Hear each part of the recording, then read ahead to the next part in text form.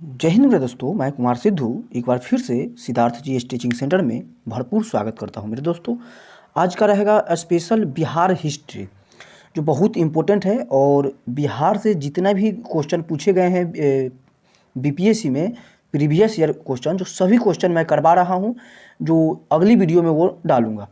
आज देखूंगा कि बिहार का नाम बिहार क्यों पड़ा, बिहार में कैसा व्यवस्था है, किस तरह के शासन बिहार में हुआ था, ये सभी तरह की बातें आज का वीडियो में करूंगा। तो एक नंबर क्वेश्चन जो स्टार्ट करता हूँ, अब क्वेश्चन में कर रही है जो बिहार राज्य है उसके बारे में मैं चर्चा करूंगा। किस राज्य के बारे में? बिहार राज्य के बारे में चर्चा करूंगा। नामकरण कैसे पड़ा? तो बौद्ध काल में मगध का क्षेत्र पवित्र बौद्ध स्थलों के एवं मठों, शिक्षण केंद्रों आदि के लिए प्रसिद्ध था। तो आदि के लिए प्रसिद्ध क्या चीज़ में था? तो बौद्ध काल में मगध का क्षेत्र जो पवित्र था, जो बौद्ध स्थल, जो बौद्ध स्थान के लिए ये माना जाता था, और मठ था यहाँ पे, और शिक्षण केंद्र भी माना जाता था बिहार में। ठीक ना? तत्कालीन समय में बौद्ध स्थलों के दर्शन करने का परंपरा थी। जो थी, जो बौद्ध स्थलों की दर्शन की थी यहाँ परंपरा थी। अब पवित्र बौद्ध स्थलों की दर्शन यात्रा मतलब तीर्थ को बिहार कहा जाता था। बिहार मतलब ये बिहार कहा जाता था, बिहार। तो इसके कहने का तात्पर्य ये है, जो बौद्ध जो पवित्र थे स्थल, उस दार्शनिक यात्रा को या तीर्थ जो करने आते थे व्यक्ति, उसी को हम बिहार कहते थे। बौद्ध काल के पूर्व जैन कालीन बिहार में भी बिहार करने की प्रथा थी। जैसे बौद्ध काल में भी हुआ, उसी तरह में जैन कालीन में भी बिहार करने मतलब तीर्थ करने की एक पवित्रता थी या प्रथा थी। 24वें तीर्थंकर महावीर ने ये क्या चीज का तीर्थंकर थे? तो जैन धर्म का 24वें तीर्थंकर एवं अंतिम तीर्थंकर महावीर स्वामी थे। तो 24वें तीर्थंकर महावीर ने मगध, वैशाली, अंग, विदेह के चैतालियों का विहार किया था। जैसे यहाँ पे ये भ्रमण किए थे, और भ्रमण करने के मानने या कहने का तात्पर्य एक ही है, जो तीर्थ किए थे, तीर्थ करने के ही बिहार कहा जाता था। ठीक ना? तत्कालीन जैन श्रावक भी इस क्षेत्रों में विहार करते थे, और विहार करने की प्रथा बौद्ध काल में भी बनी रही थी। तो जैसे कि अभी जस्ट मैं बताए हैं, बौद्ध काल में भी और जैन काल में भी विहार करने की प्रथा थी। जो सिंपल सी मतलब है, जो तीर्थ करने हम लोग जैसे बाबा धाम जाते हैं, कहीं और जाते हैं, तो ये सब तीर्थ करने की एक परंपरा थी, इसी को बिहार कहा जाने लगा। आज जहाँ बिहार शरीफ है, वहाँ 8वीं शताब्दी में पाल वंशीय मगध सम्राट गोपाल द्वारा उदयंतपुरी विश्वविद्यालय की स्थापना की गई थी। उदयंतपुरी विश्वविद्यालय की स्थापना किसने करवाया था? तो उदयंतपुरी विश्वविद्यालय की स्थापना गोपाल ने करवाया था, जो पाल वंश का प्रथम शासक था। गोपाल ने करवाया था, ये 8वीं शताब्दी में करवाई थी। यहाँ नालंदा विश्वविद्यालय की तरह ही एक प्रमुख शिक्षा केंद्र था। जैसे नालंदा विश्वविद्यालय थी, उसी तरह से उदयंतपुरी विश्वविद्यालय बनी, और एक विक्रमशिला विश्वविद्यालय भी बनी थी। 12वीं शताब्दी के अंत में लगभग 1198 ईस्वी में इख्तियारुद्दीन इम्बे, जो बख्तियार खिलजी के पुत्र मोहम्मद ने उदयंतपुर दुर्गे, जिसे हिसार ए बिहार तथा उदयंतपुरी विश्वविद्यालय सहित सभी बौद्ध स्थलों एवं जैन स्थलों, मठों, चैत्यालयों और संघारामों आदि को तरस नहस करके पूरे क्षेत्र पर अधिकार कर लिया था। तो इनको कहने का मतलब है ना, जो यहाँ पे जितना भी नालंदा विश्वविद्यालय, विक्रमशिला विश्वविद्यालय, उदयंतपुरी विश्वविद्यालय, एक 8वीं से 12वीं शताब्दी के अंत में जितने भी प्रमुख स्थल थे, उस सभी को ध्वंस कर दिए थे। तो ये नाम जाता है एक्चुअली बख्तियार खिलजी को नाम जाता है। किसको? बख्तियार खिलजी को जाता है, जो कब किया था? 1198 ईस्वी में इसको अंत कर दिया था। जितना मठ था, जैन स्थलों थी, बौद्ध स्थलों थी, विश्वविद्यालय थी, सहित सभी बौद्ध धर्म के जितने भी चीज़ थे, उस सभी को उन्होंने तहस नहस कर दिया था। यह क्षेत्र तीर्थंकर महावीर और गौतम बुद्ध की कर्म स्थली भी रही है। जो ये गौतम बुद्ध के भी रही है, और जैन धर्म में महावीर स्वामी को भी ये कर्म स्थल भी रही है। आगे की ओर देखता हूँ, अगला स्लाइड लेता हूँ। अगला स्लाइड क्या करती है, बख्तियार खिलजी ने अपना प्रशासनिक मुख्यालय उसी बौद्ध संस्कृति क्षेत्र में स्थापित किया जहाँ बख्तियार खिलजी नरास और अवध क्षेत्र के सेनापति मल्लिक हुसामुद्दीन का एक सहायक था। तो इसका एक सहायक सेनापति था, जो कौन था, तो मल्लिक हुसामुद्दीन अवध के क्षेत्र में और बनारस के क्षेत्र का सेनापति रहता था। किसका, बख्तियार खिलजी का। प्रशासनिक मुख्यालय औरजे बिहार, जिसे बिहार के भूमि, औरजे मतलब होता है भूमि, जो बिहार के भूमि कहा जाता है, औरजे बिहार के नाम से जानी जाती थी, की संज्ञा दी थी। मुसलमानों ने किन्हें, सेनापति मल्लिक हुसामुद्दीन के क्या चीज़ दिए थे, तो बिहार की भूमि की संज्ञा दी थी। बख्तियार खिलजी ने फिरदौसी सिलसिले की सूफी संत यान और मनेरी को यहाँ निवास करवाया, और निवास करवाने के बाद इसके पश्चात सूफी संत मखदूत सुफरुद्दीन मनेरी और बाउद्दीन तैमुल्ला और सुफैदवाज शाह कंगन आदि सूफी संतों के वहाँ निवास किया करते थे। तो बाद में ये अपना एक बौद्ध, या उससे हम कह सकते हैं सूफी संत के निवास करवाए थे। किसने, खिलजी ने करवाई थी। तुर्क शासक ने यह एक प्रांतीय शासन मुख्यालय रखी थी। यहाँ जो बिहार में तुर्क शासक ने प्रशासनिक जो कार्यकाल चल रही थी, उसका मुख्यालय भी रखी थी। किस काल में, तो तुर्क ने रखी थी, ठीक ना। आगे देखता हूँ, सूफी संत के निवास स्थल को शरीफ शब्द से अलंकृत किया गया था। जो सूफी संत जो रहा करता था और निवास करती थी, उसे शरीफ शब्द से बजाया गया था और उसे अलंकृत की गई थी, इसीलिए बिहार शरीफ नाम पड़ा था, ठीक ना। बिहार में बिहार शरीफ जो नाम पड़ा था, जो शरीफ इसीलिए पड़ा था।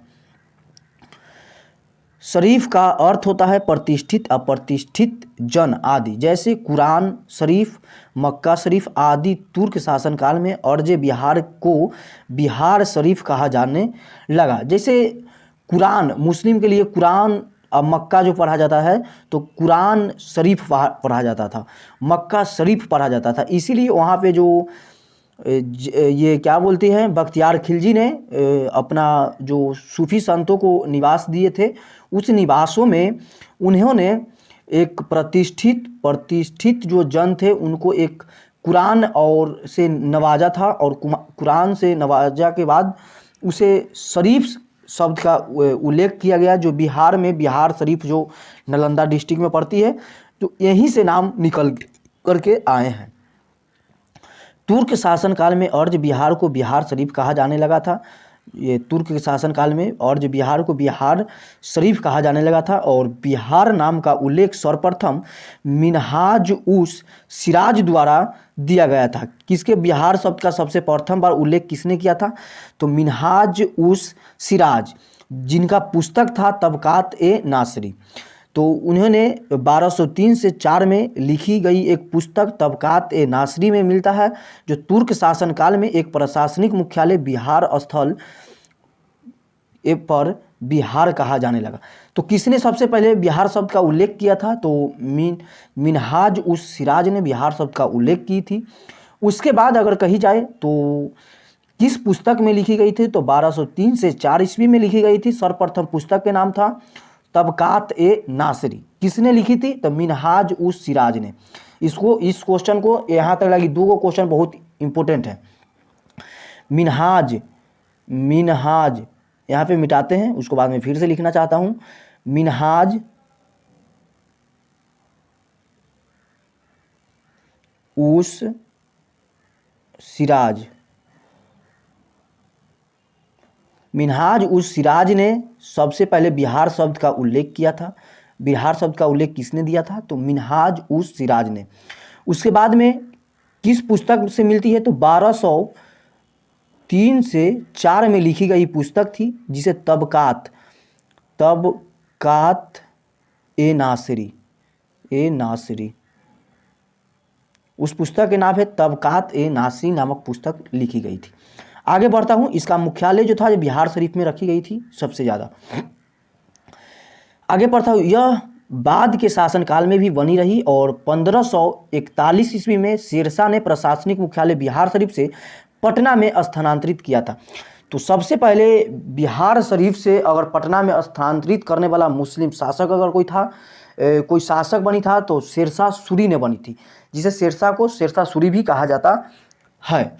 पटना को राजधानी बनाने वाला चर्च अब्दुल्ला की पुस्तक तारीख़े दाऊदी, ये क्वेश्चन बहुत इंपॉर्टेंट है। तारीख़े दाऊदरी में मिलती है कि परंतु शेरशाह का शासित क्षेत्र बिहार को कहा जाता था और परंतु शेरशाह की शासनिक क्षेत्र बिहार को कहा जाता था। विद्यापति द्वारा 1309 में रचित कीर्तिमाला में भी बिहार शब्द का उल्लेख मिलता है, जो सल्तनत काल में शासित क्षेत्र सूबा ए बिहार की संज्ञा दी गई है। तो इससे दो क्वेश्चन यहाँ तक बन पाता है, जो दो क्वेश्चन बहुत इंपॉर्टेंट है। शेरशाह सूरी ने सबसे पहले पटना में अपना मुख्यालय को स्थापित की थी, जो बिहार शरीफ से लाकर के पटना में, जो पटना को राजधानी बनाने की जो चर्चा की गई थी, जो अब्दुल्ला की पुस्तक है। अब्दुल्ला की पुस्तक का नाम क्या है? तारीख़े दाऊदी। अगली नंबर क्वेश्चन एक बनती है, जो परंतु शेरशाह के शासित क्षेत्र में बिहार कहलाता था। जितना जो वो शासित किया था क्षेत्र, उस सभी को बिहार कहा जाने लगा शेरशाह ने। ये बहुत बड़ी शासक थी शेरशाह ने, और बहुत कहिए इसे तो दुरंध शासक भी इसे माना जाता है, दुरंध शासक भी इसे कहा जाता है। विद्यापति द्वारा 1309 ईस्वी में किस पुस्तक की रचना हुई थी? तो कीर्तिमाला पुस्तक किसके द्वारा रचित की गई है? तो विद्यापति। यहाँ पे क्वेश्चन तैयार हो रहा है, क्वेश्चन को ये ध्यान में रखिएगा। विद्यापति के द्वारा 1309 ईस्वी में किस पुस्तक की रचना की गई थी? तो कीर्तिमाला पुस्तक की रचना की गई थी। बिहार शब्द का उल्लेख मिलता है सल्तनत काल में शासित क्षेत्र को सूबा ए बिहार की संज्ञा दी गई थी और बिहार सूबा प्रांत के लिए एक सूबेदार का पद भी सृजित किया गया था। तो सूबेदार का शब्द, जो सूबेदार पद जो सृजित की गई थी, तो सूबा ए बिहार में, ठीक है ना। सूबा मतलब एक प्रांत होती है, सिंपल सी बात है, ठीक ना।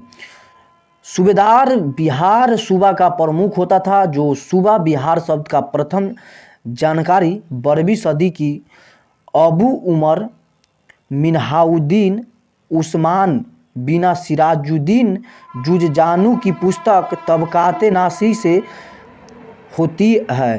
तो तबक़ात नासिरी से 12वीं शताब्दी में अबू उमर मिन्हाउद्दीन उस्मान बिना सिराजुद्दीन जुज़जानी की पुस्तक थी।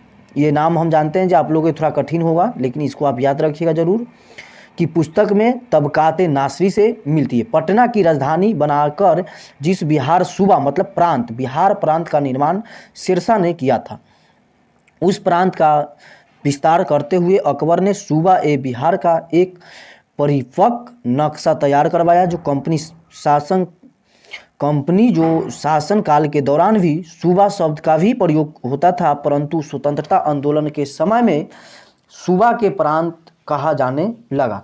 स्वतंत्रता के बाद ये सूबा के प्रांत भी कही जाने लगा, और जो कंपनी हम पे शासन करती थी वो भी सूबा शब्द का उपयोग करती थी, जो प्रांत के नाम से जानी जाती थी, ठीक ना। आगे की ओर देखता हूँ, इतना तक कंप्लीट होनी चाहिए। अब आधुनिक बिहार का राज्य का गठन किस रूप से हुई है, इसके बारे में थोड़ा चर्चा करते हैं। मुगलों के शासन व्यवस्था जब अंग्रेजी ईस्ट इंडिया कंपनी के हाथों में चली गई थी, तब कंपनी सरकार ने अपनी पकड़ मजबूत करने के लिए बिहार एवं बंगाल उड़ीसा को मिलाकर एक संयुक्त प्रांत का गठन किया गया और कोलकाता को देश की राजधानी बनाई गई। यहाँ से क्वेश्चन तैयार होती है। कंपनी अपनी सहूलियत के लिए, जो अपना शासन अच्छी तरह से, अच्छी व्यवस्था से चलाने के लिए बिहार को अलग कर दिया गया था। बिहार और उड़ीसा सहित बिहार से, बंगाल से बिहार को अलग कर दी गई थी, ठीक ना। और आगे इससे देखता हूँ, इससे बिहार का साम्राज्यवाद पसंद बंगालियों को वर्चस्व स्थापित हो गया। लेकिन बिहार के जो पूरा प्रांत की जो राजधानी थी, पूरा देश की राजधानी उस समय में बंगाल हुआ करती थी। और जब बंगाल हुई तो वहाँ जो बंगाल में हमारे सामान लाने के लिए जाते थे, जो प्रोडक्ट लाते थे और जो व्यापार हुआ करती थी, उस व्यापार के थ्रू वहाँ की बंगालियों जी थी, जो बंगाली को वर्चस्व ज़्यादा बढ़ गया था, और जिसे हम अभी बिहार में कहते हैं जिसको भाव बढ़ गया था ज़्यादा। और जो बिहार से जो जाया करते थे उसको कुछ नहीं समझा करता था, जो उड़ीसा से ज़्यादा थे उसको कुछ नहीं समझा करता था। इस तरह से व्यवस्था हमारे समाज में चली थी, स्थापित हो गया था। वे बिहारियों के प्रति भेदभाव रखते थे। देखिए, जैसे अभी बोले जो भाव बढ़ गया था, उसी शब्द का यहाँ पे उपयोग की गई है। जो भेदभाव करने लगी थी, जिसे शिक्षित बिहारियों को प्रतिक्रिया हुई और बिहारियों का है कि भावना प्रबल हो उठी। जो बिहार सिर्फ बिहारियों का है, इसके अंदर में ये प्रबल उठ पड़ी और बिहार की बंगाल से अलग करने के संबंध में आंदोलन शुरू हो गया। जो दूसरी ओर बंगाल में चल रहे क्रांतिकारी गतिविधियों और स्वदेशी आंदोलन के कारण अंग्रेजों को आर्थिक नुकसान भी उठाना पड़ा था। तो अंग्रेजों को इस समय में आर्थिक नुकसान भी उठाना पड़ी थी, जो जब बिहार और बंगाल अलग हुई थी उस समय की बात है। बंगाली हिंदुओं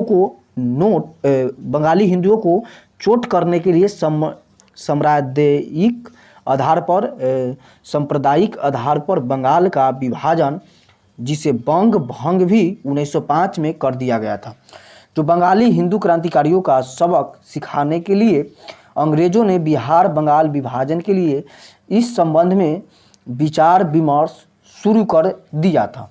विचार विमर्श अंग्रेजों ने यहाँ पे शुरू कर दी थी। जो बंग भंग आंदोलन कब चलाई गई थी, तो 1905 में। ये बीपीएससी में कितना बार क्वेश्चन पूछी हुई है। जो बंग भंग आंदोलन कब चलाई गई थी, तो 1905 में चलाई गई थी। बंगाली क्रांतिकारियों के प्रभाव से चल रहे बिहार की क्रांतिकारी गतिविधियों और स्वदेशी भावनाओं को पर अंग्रेज अंकुश करना चाहते थे। जो 12 दिसंबर 1911 को इंग्लैंड के सम्राट जॉर्ज पंचम का शाही दरबार दिल्ली में आयोजित हुई। कहाँ पे आयोजित हुई थी? दिल्ली में आयोजित हुई। जॉर्ज पंचम, ये ध्यान रखिएगा, उस समय में जो इंग्लैंड के शासक था, जो कौन था? जॉर्ज पंचम, जो पहला बार हमारे देश में आकर के दिल्ली दरबार लगाए थे। क्या लगाए थे? दिल्ली दरबार लगाए थे। इस शाही दरबार में बिहार, उड़ीसा सहित प्रांत को घोषणा कर दी गई थी। क्या कर दी गई थी? घोषणा कर दी गई थी। आगे देखता हूँ, बहुत इंपॉर्टेंट है। स्थापना दिवस अगर मनाई जाती है तो 22 मार्च को स्थापना दिवस के रूप में मनाई जाती है। 22 मार्च को स्थापना दिवस मनाई जाती है। 22 मार्च को स्थापना दिवस मनाई जाती है। स्थापना दिवस 22 मार्च 1912 को बिहार, उड़ीसा सहित प्रांत गठित करने के संबंध में विविध घोषणा अधिसूचना जारी की गई और इसलिए 22 मार्च को बिहार राज्य का स्थापना दिवस, जो बिहार दिवस के रूप में मनाया जाता है। तो 22 मार्च को हमारा बिहार और उड़ीसा सहित प्रांत की गठित की गई और घोषणा कर दी गई थी 22 मार्च को। लेकिन 1 अप्रैल से मूल रूप से शासन सौंपी गई थी। बंगाल, बिहार, उड़ीसा संयुक्त प्रांत में बंगाल को अलग कर देने के पश्चात बिहार सरकार का सचिवालय ने 1 अप्रैल 1912 को कार्य शुरू कर दिया था। तो 1 अप्रैल से हमारा बिहार में कार्य शुरू हुई थी। आगे देखता हूँ, 1 अप्रैल 1936 में से बिहार और उड़ीसा दोनों अलग राज्य के रूप में गठित हुई थी। तो इसको आप ध्यान रखिएगा। आगे पढ़ता हूँ। उड़ीसा के सरायकेला, ये बहुत इंपॉर्टेंट है, 2 जिला, उड़ीसा के सरायकेला और खरसावा जिला, दोनों जिला जो है, जो मई 1948 में हमारा बिहार राज्य में सम्मिलित हुई थी। तो बिहार राज्य में सम्मिलित हुई थी किस राज्य से? तो बिहार से हुई थी। तो बिहार से कब हुई थी? तो मई में 1948 में हमारे बिहार में मिल गई थी। कौन कौन जिला? तो खारकेला जिला और सारकेला जिला और खारसावा जिला दोनों मिली थी। राज्य पुनर्गठन आयोग की अनुशंसा पर 1 नवंबर 1956 को बिहार के 3166 वर्ग मील भूमि पर बंगाल को बंगाल को हस्तांतरित कर देना पड़ा और वह बंगाल भाषी क्षेत्र थे जो धनबाद के चास थाने के छोड़कर संपूर्ण पुरुलिया जिला मानभूमि के चास थाना के पूर्वी भाग में इस्लामपुर और किशनगंज को पूर्वी भाग हस्तांतरित आबादी थी जो लगभग 14,46,385 आबादी के आसपास यहाँ पे थी। आगे नंबर में है 15 नवंबर 2000 को दक्षिण बिहार के 79,714 वर्ग किलोमीटर लगभग बिहार के 46% पर अलग झारखंड राज्य का निर्माण किया गया। तो हम कह सकते हैं बिहार से अलग कब हुई थी झारखंड, तो 15 नवंबर 2000 को। कब हुई थी? 15 नवंबर 2000 को। उस समय में बिहार के लगभग 46% जिला पे थे, कह सकते हैं। तो 79,714 वर्ग किलोमीटर पूरे अगर बताया जाए बिहार का अगर है यहाँ पे 79,714 वर्ग किलोमीटर अगर है किसका है, तो झारखंड राज्य का पूर्ण क्षेत्रफल बता रही है। इस तरह 15 नवंबर 2000 को बिहार का वर्तमान रूप है और 15 नवंबर 2000 को वो झारखंड को अलग कर दिया गया था। थोड़ा सा भौगोलिक रूप से देख लेते हैं। भौगोलिक रूप बहुत इंपॉर्टेंट होती है, क्वेश्चन एक्चुअली पूछ लिया जाता है। इससे एक क्वेश्चन जरूर पूछा है, 2 क्वेश्चन लगभग पूछा हुआ है। तो अवस्थित, बिहार अवस्थित है भारत के उत्तर पूर्वी भाग में। जैसे भारत के ये है ना बिहार, मतलब भारत ये क्षेत्र है, तो इस जगह पे हमारा बिहार शब्द का उल्लेख है, यहाँ पे बिहार है, ठीक ना। तो पूर्वी भाग में निम्न और मध्य गंगा के बेसिन अवस्थित है। तो मध्य गंगा यानी कह सकते हैं जो बिहार के बीचों बीच से अगर कोई नदी निकलती है, तो बीचों बीच से अगर निकलती है लगभग नदी, तो गंगा नदी निकलती है। भौतिक स्थिति क्या है, तो 24 डिग्री 20 मिनट 10 सेकेंड से लेकर के और 27 डिग्री 31 मिनट 15 सेकेंड उत्तरी अक्षांश पर है। उत्तरी अक्षांश पर कितना है, तो उत्तरी अक्षांश पर 24 डिग्री 20 मिनट 10 सेकेंड से लेकर के 27 डिग्री 31 मिनट 15 सेकेंड उत्तरी अक्षांश, और दक्षिणी अक्षांश पर कब है, कहाँ से है, तो उत्तरी और पूर्वी, जैसे उत्तर और दक्षिण की ये बात की गई, और पूर्वी और पश्चिमी की अगर बात की जाए तो 83 डिग्री 19 मिनट 50 सेकेंड से लेकर के 88 डिग्री 17 मिनट 40 सेकेंड पूर्वी देशांतर पर मिली हुई है, जो बिहार के अवस्थित भौतिक स्थिति है। ये क्वेश्चन बीपीएससी लगभग 2-3 पूछी हुई है। ज्यामितीय आकार कैसी है, तो आयताकार है। बिहार की ज्यामितीय आकार कैसी है, तो बिहार के ज्यामितीय आकार है तो ये लगभग आयताकार है, ठीक ना। समुद्र तल से ऊंचाई, किसी भी क्षेत्र को अगर जो ऊंचाई मापते हैं तो समुद्र तल से ही मापते हैं। तो समुद्र तल से ही किसी भी बुर्ज खलीफा से लेकर के किसी भी चीज़ को अगर जो हम मापते हैं तो समुद्र तल से ही मापा जाता है। तो 173 फीट है, जिसे कि 53 मीटर कहा जाता है, ऊंची है समुद्र तल से, ठीक ना। बिहार का टोटल क्षेत्रफल अगर है तो 94,163 वर्ग किलोमीटर लगभग 93.4 लाख हेक्टेयर में पड़ती है। 93.4 लाख हेक्टेयर में पड़ती है। भारत के कुल क्षेत्रफल का हिस्सा अगर है तो भारत के कुल क्षेत्र का हिस्सा बिहार में अगर पड़ती है तो 2.86 ये क्वेश्चन पूछ सकती है। अगर एग्जामिनर के ध्यान में अगर जरूर आई तो ये क्वेश्चन पूछने की 100% संभावना बन सकती है। क्षेत्रफल के दृष्टि से 13वां तेलंगाना राज्य गठन के रूप में पश्चात क्षेत्रफल के दृष्टि से भारत राज्य में बिहार का स्थापना 13वां हो गया था। और लंबाई चौड़ाई की बात की गई तो बिहार की अगर लंबाई है तो 345 किलोमीटर है। उत्तर से दक्षिण की ओर लंबाई मापी जाती है, उत्तर से दक्षिण के लिए। पूर्व से पश्चिम की ओर अगर है तो 483 किलोमीटर पूर्व से पश्चिम की ओर है, ठीक ना। और ग्रामीण क्षेत्र में अगर बात की जाए तो ग्रामीण क्षेत्र जो है जो 92,257 किलोमीटर के आसपास पड़ती है। एग्जैक्ट अगर कहा जाए तो 92,257.51 वर्ग किलोमीटर है। इसका सीमा देखता हूँ तो उत्तर में नेपाल, बिहार का उत्तर में नेपाल, दक्षिण में झारखंड, पूर्व में पश्चिम बंगाल और पश्चिम में उत्तर प्रदेश पड़ती है। शायद ये आप लोग को कंप्लीट होनी चाहिए, इसमें आपको नो डाउट होनी चाहिए।